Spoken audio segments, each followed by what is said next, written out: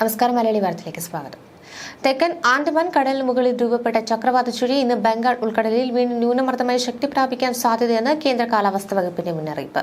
ഇതിന്റെ സ്വാധീന ഫലമായി കേരളത്തിൽ അടുത്ത ദിവസങ്ങളിൽ ഒറ്റപ്പെട്ട ഇടിമിന്നലോടുകൂടിയ നേരിയതോ ഇടത്തരം മഴയ്ക്കോ സാധ്യതയുണ്ടെന്ന് കാലാവസ്ഥാ വകുപ്പ് മുന്നറിയിപ്പ് നൽകുന്നു.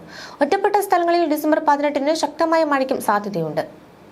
ഈ സാഹചര്യത്തിൽ സംസ്ഥാനത്തെ 4 ജില്ലകളിൽ 18-ന് യെല്ലോ അലർട്ട് നൽകിയിട്ടുണ്ട്. ഇടുക്കി, തൃശൂർ, പാലക്കാട്, മലപ്പുറം എന്നീ ജില്ലകളിലാണ് 18-ന് യെല്ലോ അലർട്ട് നൽകിയിട്ടുള്ളത്. തെക്കൻ ആൻഡമാൻ കടലിന് മുകളിൽ ചക്രവാത ചുഴി രൂപപ്പെട്ടു.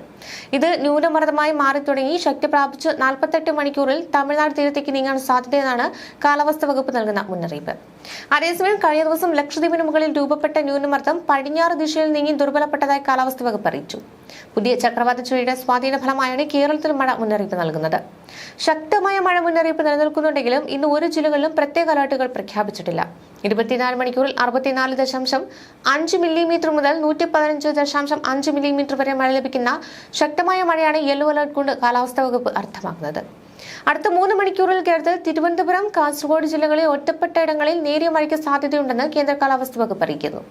അതിനിടെ 15-ന് തെക്ക് പടിഞ്ഞാറൻ ബംഗാൾ ഉൾക്കടൽ, അതിനോട് ചേർന്ന പ്രദേശങ്ങൾ, ആൻഡമാൻ കടൽ എന്നിവിടങ്ങളിൽ മണിക്കൂറിൽ 35 മുതൽ 45 മീറ്റർ വരെയും ചില അവസരങ്ങളിൽ മണിക്കൂറിൽ 55 കിലോമീറ്റർ വരെയും വേഗതയിൽ ശക്തമായ കാറ്റിനും മോശം കാലാവസ്ഥയ്ക്കും സാധ്യതയുണ്ട്. 16-ന് തെക്കൻ ബംഗാൾ ഉൾക്കടലിലെ മധ്യഭാഗങ്ങൾ, അതിനോട് ചേർന്ന മധ്യ ബംഗാൾ ഉൾക്കടൽ എന്നിവിടങ്ങളിൽ മണിക്കൂറിൽ 35 മുതൽ 45 കിലോമീറ്റർ വരെയും ചില അവസരങ്ങളിൽ മണിക്കൂറിൽ 55 കിലോമീറ്റർ വരെ വേഗതയിൽ ശക്തമായ കാറ്റിനും മോശം കാലാവസ്ഥയ്ക്കും സാധ്യതയുണ്ട്.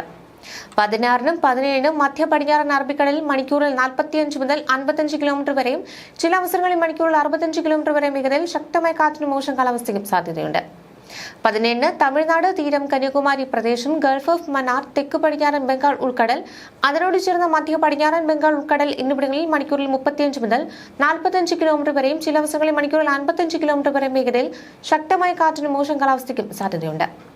18-ന് തമിഴ്നാട് തീരം, കന്യാകുമാരി പ്രദേശം, ഗൾഫ് ഓഫ് മന്നാർ, അതിനോട് ചേർന്ന തെക്ക് പടിഞ്ഞാറൻ ബംഗാൾ ഉൾക്കടൽ എന്നിവിടങ്ങളിൽ മണിക്കൂറിൽ 35 മുതൽ 45 കിലോമീറ്റർ വരെയും ചില അവസരങ്ങളിൽ മണിക്കൂറിൽ 55 കിലോമീറ്റർ വരെ വേഗതയിൽ ശക്തമായ കാറ്റിനും മോശം കാലാവസ്ഥയ്ക്കും സാധ്യതയുണ്ട്.